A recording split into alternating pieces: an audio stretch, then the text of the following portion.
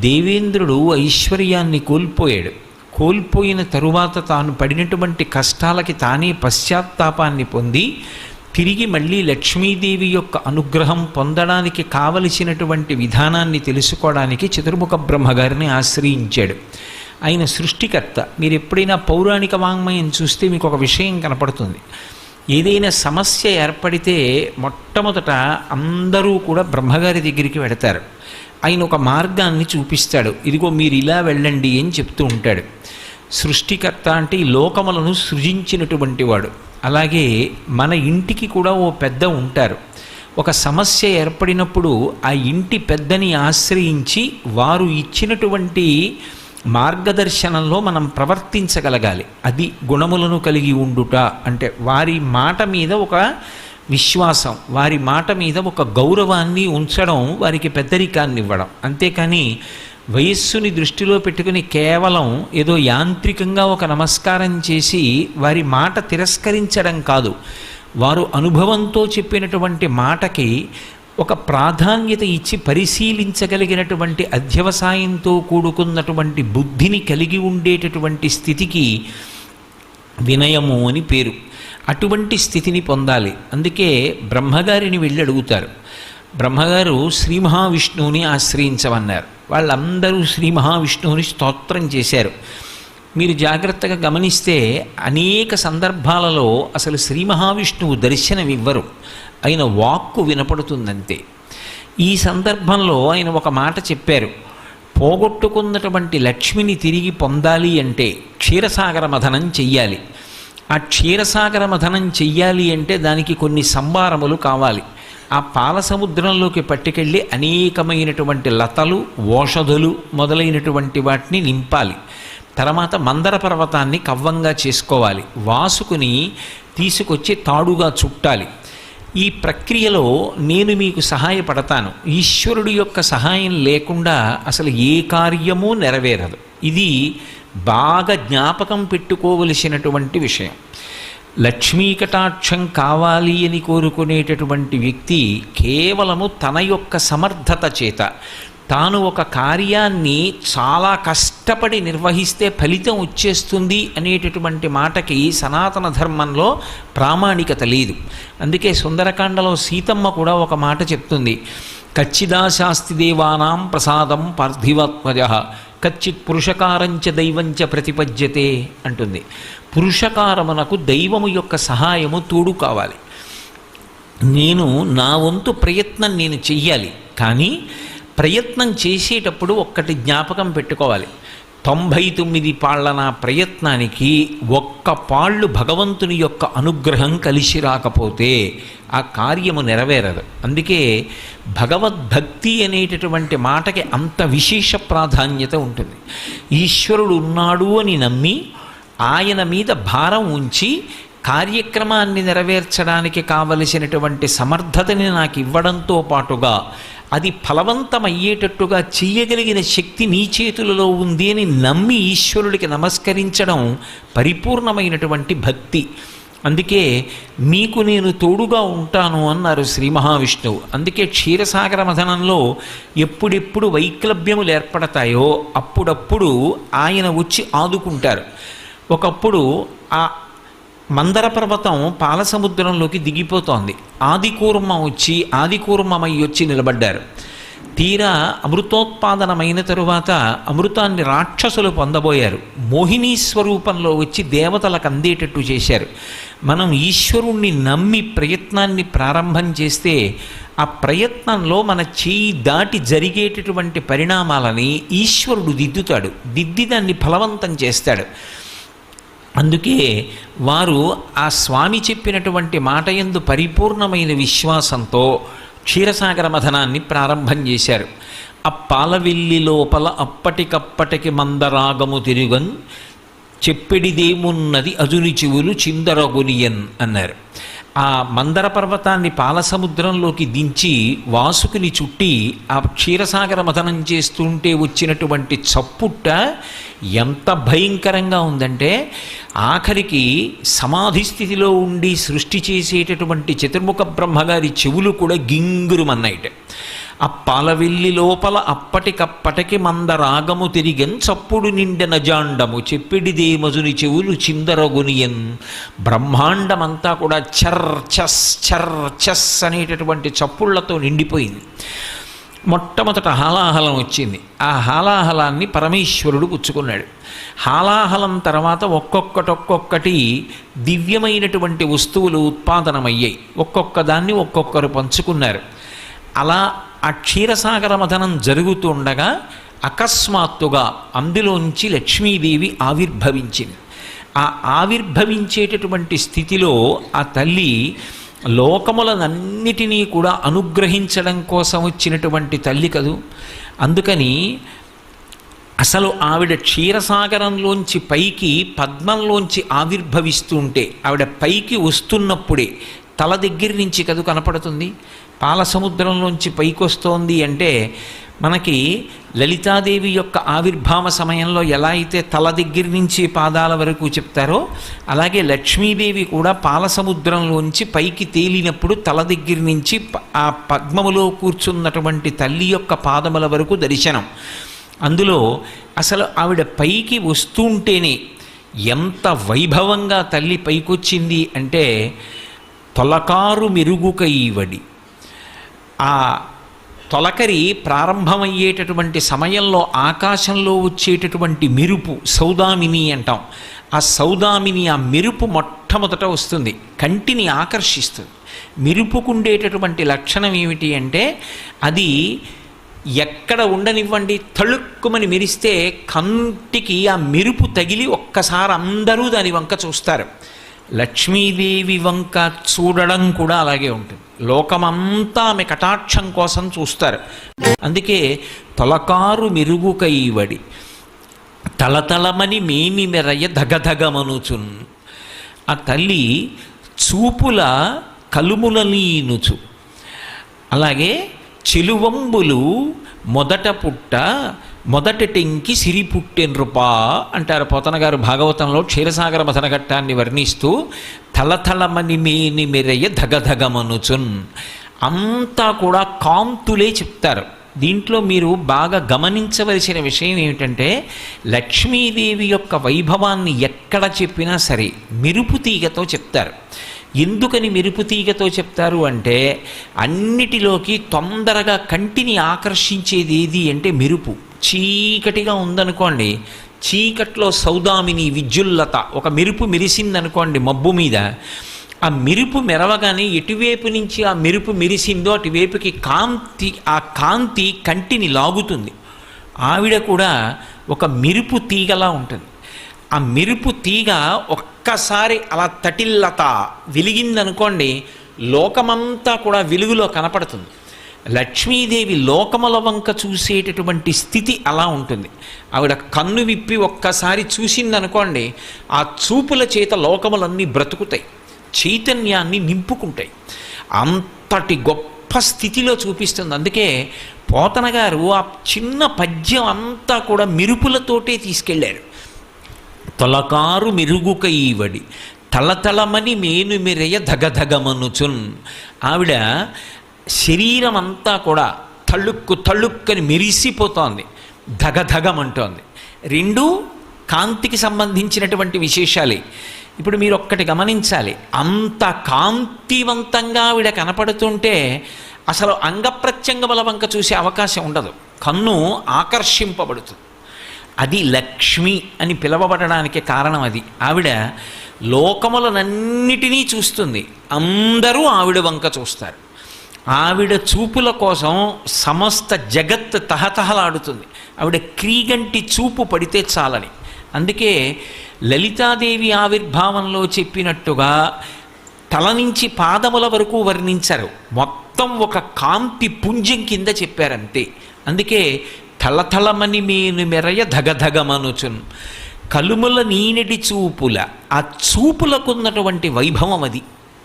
లక్ష్మీదేవి యొక్క అనుగ్రహము అన్న మాటకు అర్థం ఏమిటంటే కేవలం ఆవిడ ఒక్క చూపు చూస్తుంది ప్రసన్నంగా.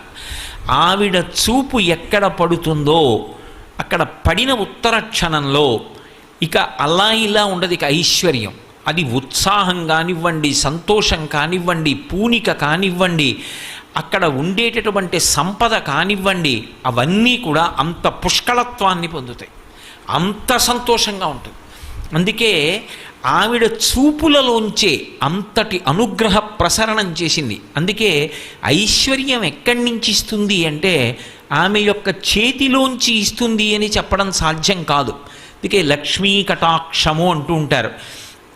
ఆవిడ చూపు పడితే చాలు, ఒక్కసారి అలా ప్రసన్నంగా చూసిందా, ఇక అక్కడ ఎంత ఐశ్వర్యం ఏర్పడుతుంది అనేటటువంటి దాని గురించి చెప్పడం ఎవరికీ సాధ్యం కాదు. అయితే మీరు ఒక్క విషయం జ్ఞాపకం పెట్టుకోవాలి, నేను ఐశ్వర్యము ఐశ్వర్యము ఐశ్వర్యము అన్న మాట వాడుతున్నప్పుడు కేవలము నేను సంపద గురించి మాట్లాడుతున్నాను అని మీరు అనుకోకూడదు. కేవలం ధనం ఒక్కదాని గురించి నేను మాట్లాడటం లేదు. శ్రీ సూక్తం అలా మాట్లాడలేదు. కేవలం డబ్బొక్కటే లక్ష్మీదేవి ఇస్తుంది అని నిర్ధారణ చేయకూడదు. లక్ష్మి అంటే జీవితాన్ని పండించగలిగినటువంటి శక్తి. ఆవిడ ఇది ఇస్తుంది ఇది ఇవ్వదు అని ఉండదు, ఆవిడ దేన్నైనా ఇవ్వగలదు. అందుకే కలుముల నీనెడి చూపుల, ఆమె చూపుల చేత సమస్తమైన ఐశ్వర్యాన్ని ఇవ్వగలిగినటువంటి తల్లి అయి ఆవిడ చెలువంబుల మొదటి టెంకి సిరి పుట్టె నృపా. ఆమె ఈ లోకానికంతటికీ కూడా అద్భుతమైనటువంటి సౌందర్యరాశి, లోకమాత మొట్టమొదట సృజింపబడింది అన్నారు. అంటే మళ్ళీ క్షీర సముద్రంలోంచి ఆమె తల్లి క్షీరసాగరానికి కుమార్తెగా ఉద్భవించింది. ఇది ఆమె యొక్క అవతార స్వీకారమునందుండేటటువంటి తత్వం. ఇప్పుడు ఆవిడ క్షీరసాగరంలోంచి వచ్చింది, పాలసముద్రానికి కూతురు. పాలసముద్రానికి ఆవిడ కూతురు కాబట్టి ఇంతకుముందు ఆవిడ లేనిది ఇప్పుడే వచ్చింది అని చెప్పడం కుదురుతుందా? కుదరదు. ఆమె ఇంతకుముందు కూడా ఉంది, ఇంతకు ముందు ఉన్నది, అప్పుడు ఉన్నది, ఎప్పుడూ ఉంటుంది. కానీ ఇందులో ఒక పెద్ద రహస్యం మాత్రం ఉంటుంది. ఆమె ఇలా చాలామందికి కుమార్తెగా వస్తుంది. ఒకప్పుడు క్షీరసాగరానికి కుమార్తెగా వచ్చింది, ఒకప్పుడు భృగువుకి కుమార్తెగా వచ్చింది, ఒకప్పుడు జనక మహారాజు గారికి కుమార్తెగా వచ్చింది, ఒకప్పుడు ఆకాశరాజుకి కుమార్తెగా వచ్చింది. అసలు యథార్థంగా చెప్పాలంటే ఎవరి ఇంట ఆడపిల్ల పుట్టినా లక్ష్మియే వస్తోంది అని గుర్తు. ఎందుకో తెలుసా? ఆడపిల్ల వస్తోంది అంటే చాలామంది ఆడది ఆడపిల్ల అన్న మాట వాడితే ఏదో తక్కువ అనుకుంటారు. కాదు, తెలుగు భాషలో ఆడపిల్ల ఆడది అన్న మాటకు అర్థం ఏమిటంటే శ్రీ మహాలక్ష్మి అని అర్థం. ఆడపిల్ల, ఆడ అంటే అక్కడ అని అర్థం. అక్కడి పిల్ల, అక్కడి పిల్ల ఇక్కడ పుట్టింది. ఇక్కడెందుకు పుట్టింది అంటే ఇక్కడ పుట్టి నన్ను ధన్యుణ్ణి చేసింది. ఎవరా పిల్ల? పేరు నేను పెట్టాను తర్వాత, ఆమె లక్ష్మి. అందుకే ఎవరి కడుపున ఆడపిల్ల పుట్టనివ్వండి, ఆ పిల్ల పీటల మీదకి వెళ్ళినప్పుడు మాత్రం పద్మంలోనే వెడుతుంది. పద్మంలో తీసుకెడతాను తప్ప ఏ ఇంటా కూడా ఆడపిల్లని పెళ్లి పీటల మీదకి తీసుకెళ్ళేటప్పుడు నడిపించి మాత్రం తీసుకెళ్లరు. ఎవరి ఇంట పుట్టినా లక్ష్మియే పుట్టింది. పుట్టి ఆమె నారాయణుడికి మాత్రమే చెందుతుంది. ఆమె మహాపాతివ్రత్యం అటువంటిది, నిత్యానపాయని. ఆమె శ్రీమన్నారాయణుడికి ఇల్లాలు. ఆ నారాయణుడు ఎక్కడో ఆవిర్భవించి ఉన్నాడు, పెండ్లి కుమారుడు. అందుకే వయసులో మామగారు పెండ్లి కుమారుడి కన్నా పెద్దవాడైనా పిల్లనిచ్చేటప్పుడు లక్ష్మిని నారాయణునికి ఇస్తున్నానని కాళ్ళు కడిగి తీర్థాన్ని పుచ్చుకుంటాడు. లక్ష్మి ఎప్పుడూ నారాయణుడికి పక్కకే చేరుకుంటుంది. అందుకే ఆ తల్లి కూడా నారాయణుని దగ్గరికి వెళ్ళిపోతుంది. కానీ ఎంతమందికైనా కుమార్తెగా వస్తూ ఉంటుంది. ఎంతమందికైనా కుమార్తెగా వచ్చి ఎవరెవరికి కుమార్తెగా వచ్చిందో వాళ్ళని అనుగ్రహిస్తుంది. అందుకే మీరు చూడండి, 2 రకాలైనటువంటి అదృష్టాలు ఇవ్వాలి అనుకుంటే ఆడపిల్లగా వస్తుంది. ఒకటి, సాక్షాత్ లక్ష్మీదేవి ఇంట్లో పుట్టింది. అందుకే మగపిల్లవాడికి చేయడానికి అలంకారములు తక్కువ ఉంటాయి, ఆడపిల్లకి చేయడానికి అలంకారాలు చాలా ఎక్కువగా ఉంటాయి. ఆడపిల్ల ఇంట్లో తిరుగుతోందనుకోండి, లక్ష్మీదేవిది తిరిగినట్టే. ఒకటి, ఆ పిల్ల పుట్టిన వేళ, ఆ పిల్ల తిరిగిన వేళ సాక్షాత్ లక్ష్మీదేవి ఇంటికి వచ్చిందని గుర్తు. 2, ఆడపిల్ల పుట్టింది అంటే ఆ పిల్లని ఎక్కడికి చేరుస్తున్నారు? ఎవరో ఓ పేరున్నవాడికి కాదు ఇస్తున్నది, సాక్షాత్తు నారాయణ స్వరూపాయ వరాయ, ఆ వరుడు నారాయణ స్వరూపుడు. ఇప్పుడు లక్ష్మిని నారాయణుడి పక్కకి చేర్చారు. ఆ చేర్చిన కారణం చేత ఏమైంది? దశ పూర్వేషాం దశాపరేషాం, 10 తరాలు నా తర్వాత వచ్చేవి, 10 తరాలు నా ముందున్నవి, నేను ఒక తరం, 21 తరాలు ఉద్ధరింపబడ్డారు, ఉన్నత లోకాలకి వెళ్ళారు. ఏది మగపిల్లవాడి విషయంలో చూపించండి అలా ప్రమాణం. అలా చేయగలడా? సాధ్యం కాదు. అమ్మవారు అనుగ్రహిస్తే ఆ తల్లి వీళ్ళని నేను విశేషమైనటువంటి ఫలితము చేత సత్కరించాలనుకుంటున్నాను అనుకుంటే ఆడపిల్లగా వస్తుంది. అందుకే ఆడది ఆడపిల్ల ఈ మాటలు తక్కువతనమని ఎవడనుకున్నాడో నాకు అర్థం కాదు. అంతకన్నా గొప్ప మాట లోకంలో ఇంకోటి ఉండదు. ఆడపిల్ల అంటే నారాయణుని సొత్తు, శ్రీ మహాలక్ష్మి అని దానికి అర్థం. కాబట్టి ఇప్పుడు ఆ పిల్ల ఇక్కడ పుట్టింది, అక్కడికి వెళ్ళింది, ఇప్పుడు ఇక్కడ వంశాన్ని వదిలేసింది, ఇంటి పేరు వదిలేసింది, ఇక్కడ ఉన్నవారిని విడిచిపెట్టేసింది, భర్త చెయ్యి పట్టుకుని వెళ్ళిపోయింది. ఇప్పుడు ఆమె అక్కడ మహాపతివ్రత అయి ప్రవర్తించింది. ఎవరు తరిస్తారు అంటే కేవలము అత్తవారు కాదు, ఆ పిల్ల నడవడి చేత 2 వంశములు తరిస్తాయి. పుట్టింటివారు మెట్టినింటివారు 2 వంశాలు తరిస్తాయి. అది మగపల్లవాడి విషయం అయితే వాడు ఎక్కడ పుట్టాడో ఆ వంశం తరిస్తుంది. కానీ ఆడపిల్ల 2 వంశాలని తరింపజేస్తుంది. అందుకే అసలు ఆడపిల్ల వచ్చింది అంటే లక్ష్మీదేవే వచ్చింది. అందుకే శ్రీరామాయణంలో వాల్మీకి మహర్షి ఒక చమత్కారం చేయించారు. జనక మహారాజు గారు కన్యాదానం చేస్తున్నప్పుడు ఇయం సీత మమ సుత సహధర్మచరీతవా ప్రతీచ్ఛ చైనాం భద్రం తే పాణిం గృహ్ణీష్వ పాణిన పతివ్రత మహాభాగా ఛాయేవానుగతా సదా అన్నారు. మమ సుత దగ్గర నుంచి మీరు చూడండి, పేరు సీత. సీత అంటే నాగటి చాలుకు పుట్టింది, ఆవిడ పెట్టుకుంది పేరు. నిజానికి ఆ పుట్టిన పిల్ల లక్ష్మి. సీత లక్ష్మీవాచకం. నా ఇంట బిడ్డ పుట్టినా కూడా ఆడపిల్ల పుడితే ఆమె ఇయం సీత మమసుత, నాకు కూతురుగా వచ్చింది. ఎందుకని? నాకు అనుగ్రహాన్ని ఇవ్వాలనుకుంది. ఆడపిల్ల ఇంటికి వచ్చింది అంటే లక్ష్మీదేవి ఇంటికి వచ్చినట్టే. అందుకే మీరు వేదంలో ఉన్నటువంటి మంత్రాల తాత్పర్యాన్ని గమనిస్తే ఒక పిల్లవాడికి పెళ్ళయింది అంటే అతని ఐశ్వర్యమంతా ఎవరిది అంటే అతనిది కాదు, ఇల్లాలు అంటారు. ఆ ఇంటి యొక్క గృహిణికి చెందుతుంది. అందుకే ఒకప్పుడు దేవేంద్రుడు లక్ష్మీదేవిని దర్శనం చేసి స్తోత్రం చేశాడు. చేసినప్పుడు ఆవిడ నేను ఎక్కడెక్కడ ఉంటానో తెలుసా అని తాను ఎన్ని చోట్ల ఎన్ని రూపాలతో ఉంటుందో చూపించింది.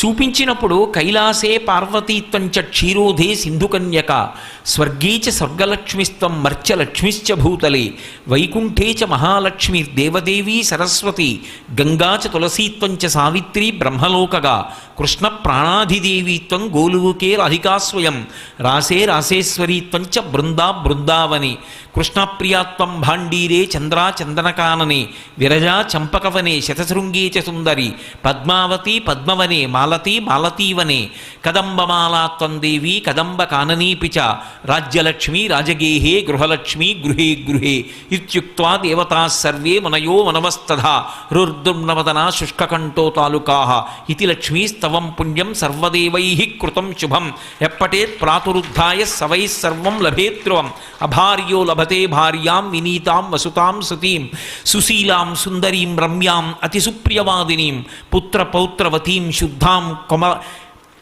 కులజాం కోమలాం వరాం అపుత్రో లభతే పుత్రం వైష్ణవం చిరజీవినం పరమైశ్వర్యయుక్తం చ విద్యావంతం యశస్వినం భ్రష్టరాజ్యో లభేద్రాజ్యం భ్రష్టశ్రీ లభతే శ్రియం అని దానికి ఫలశ్రుతి కూడా చెప్పాడు ఇంద్రుడు.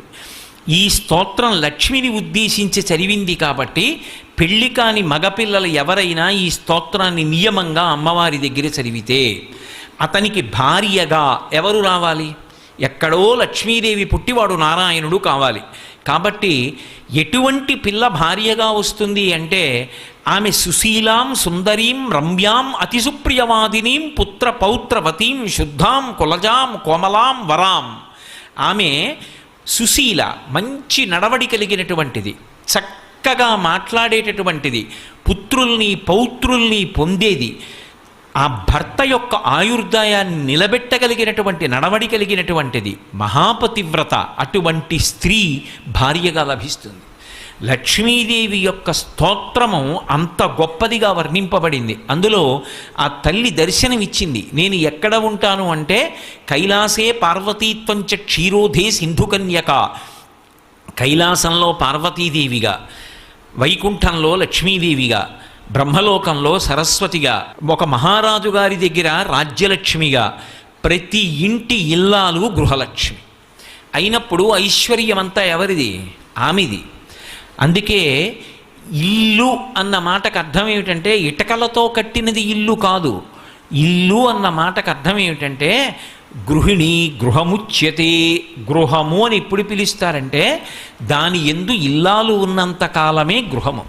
పురుషుడు ఎంత బడలిపోనివ్వండి, ఆమె నవ్వుతూ పిలిచి ఒక్క పాత్రతో కాస్త పళ్ళరసం ఇచ్చిందనుకోండి సేద తీరుతాడు. ఆమె ఒక్క నవ్వు నవ్విందనుకోండి సేద తీరుతాడు. ఆమె ఒక మాట మాట్లాడితే సేద తీరుతాడు. ఎంత ఐశ్వర్యం ఉండనివ్వండి, ఎన్ని కోట్లు ఉండనివ్వండి, ఆమె వెళ్ళిపోయిన తరువాత ఆ ఇంట్లోకి వెళ్ళినటువంటి పురుషుడికి ఏ మనశ్శాంతి ఉంటుంది? గృహము అంటే మేడ కాదు, భార్యయే గృహము. అందుకే గృహలక్ష్మి గృహే గృహే. లక్ష్మీదేవి దర్శనం ఎక్కడవుతుంది అంటే చాలా తేలిక. దర్శనం చెయ్యాలన్న కోరిక ఉండాలి, కానీ నా భార్య లక్ష్మీ స్వరూపయే, నా పక్కింటి వారి భార్య సాక్షాత్ లక్ష్మి. ఆ భావన నీకు ఉండాలి, కానీ ఆ భావన చాలు నీకు లక్ష్మీ కటాక్షం కలగడానికి హేతు అవుతుంది. దేశానికి అరిష్టం ఎప్పుడు పట్టుకుంటుంది అంటే కనపడినటువంటి ప్రతి ఇల్లాలి వంక కూడా చూడకూడని చూపు చూస్తే అది దోషభూయిష్టం అవుతుంది. ప్రతి ఇల్లాలిని కూడా లక్ష్మీ స్వరూపగా చూడగలిగినటువంటి విశాల హృదయం ఉంటే, అటువంటి పవిత్రమైన దృక్కులు కలిగి ఉంటే, దాని చేత దేశమంతా కూడా